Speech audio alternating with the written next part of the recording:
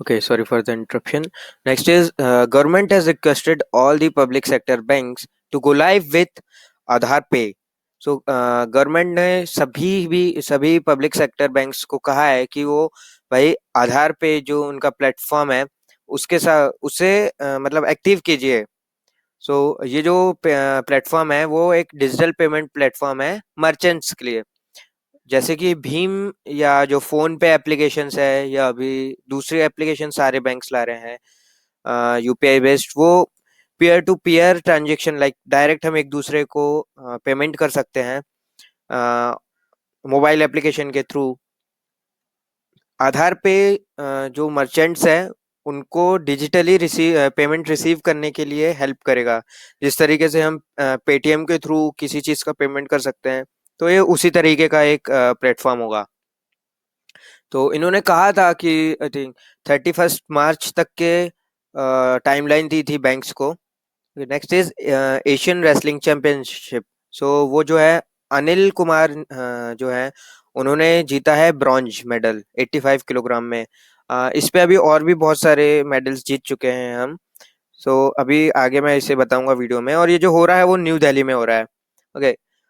Indian grand prix athletics, Neeraj Chopra जो मैंने पिछले उसमें बताया था, ठीक है, उन्हें गोल्ड मिला है। इन्होंने 80.49 मीटर तक के फेंका था। जो अनु रानी है यूपी की है, उन्होंने फीमेल जेवलिन थ्रोअर में उन्हें गोल्ड मिला है। 59.75 मीटर की दूरी तक इन्होंने जेवलिन थ्रो किया है। पुवम्मा राजू जो है जो 400 मीटर की रेस जो होती है क्वार्टर माइलर जिसे कहते हैं, वुमेन में उन्हें गोल्ड मिला है 52.66 सेकेंड से। ये जीती है, मतलब 52.66 इनका रिकॉर्ड बना जीतने के लिए इन्होंने इतना टाइम लिया। नेक्स्ट इज बहुत इंपॉर्टेंट है जो बेस ईयर है आईआईपी का, industrial index for industrial production, WPI, CPI और जीडीपी।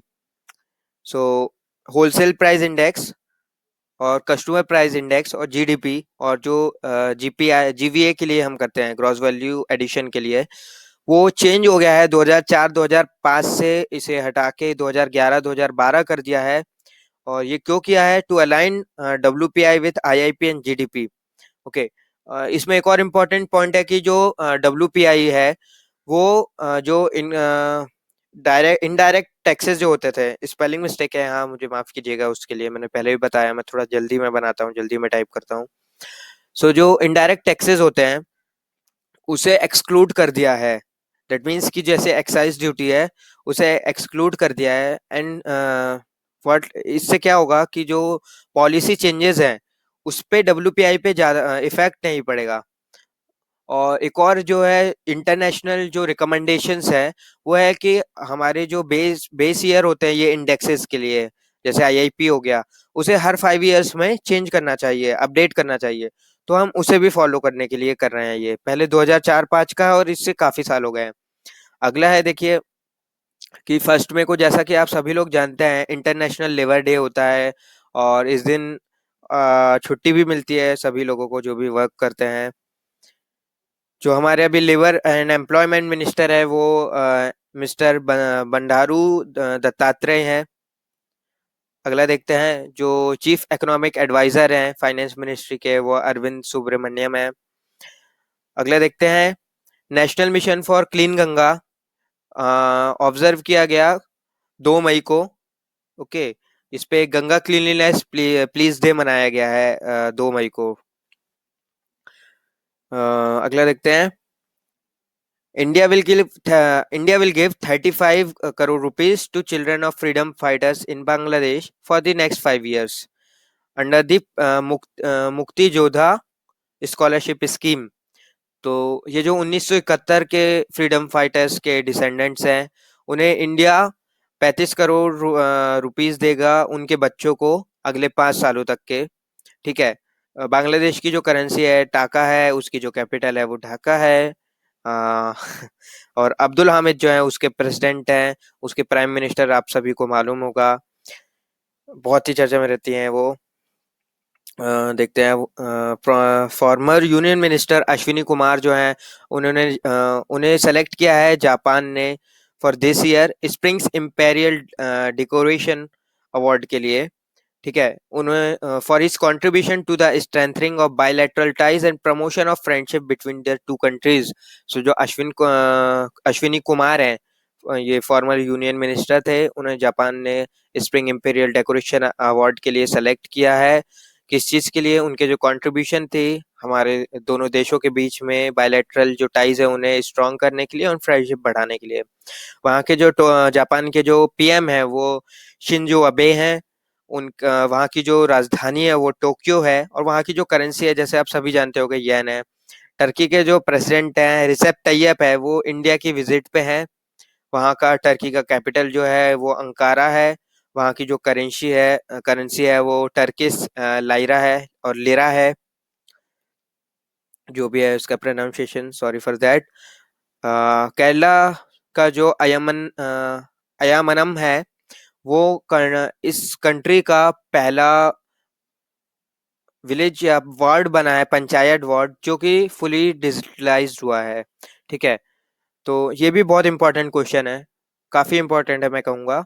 वहाँ के जो सीएम है वो पिनरई विजयन है, वहाँ के जो गवर्नर हैं वो पी सथाशिवम है। अगला देखते हैं।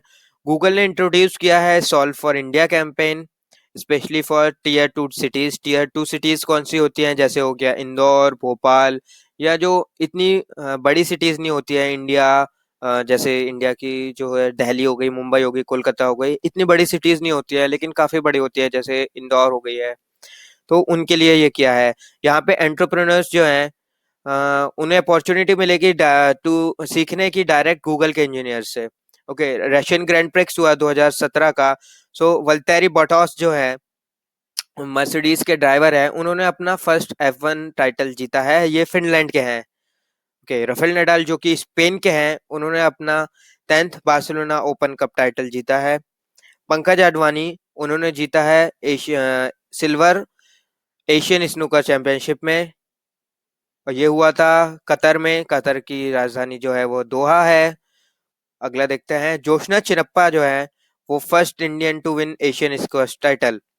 ओके, ये भी इम्पोर्टेंट है कि ये कौन से स्पोर्ट से बिलोंग करती हैं। ये हुआ था जो एशियन स्क्वैश चैंपियनशिप चेन्नई में हुआ था, और उन्होंने दीपिका पल्लिकल उन्हें हराया था। ओके, सूफी लीजेंड जो है बेगम यमन, वो उनका निधन हो गया है एट द एज 52, 52 वर्ष की थी वो, और उन्हें जो हसरत अमीर खुसरो अवार्ड मिला था। सो आज के लिए इतना ही। और अगर आपको यह वीडियो थोड़ा भी पसंद आया होगा, या आपको और ऐसे वीडियोस चाहिए हैं जो कि मैं और भी दूंगा, तो please like and subscribe to my video. And हाँ, जो भी है, ये जितनी भी स्लाइड्स हैं इनका प्लीज़ स्नैपशॉट लेके रख लीजिए, ताकि आपको रिवाइज करने में 5 या 10 मिनट से ज़्यादा ना लगे, 4-5 मिनट ही लगना चाहिए ये सब रिवाइज करने में। So thank you guys.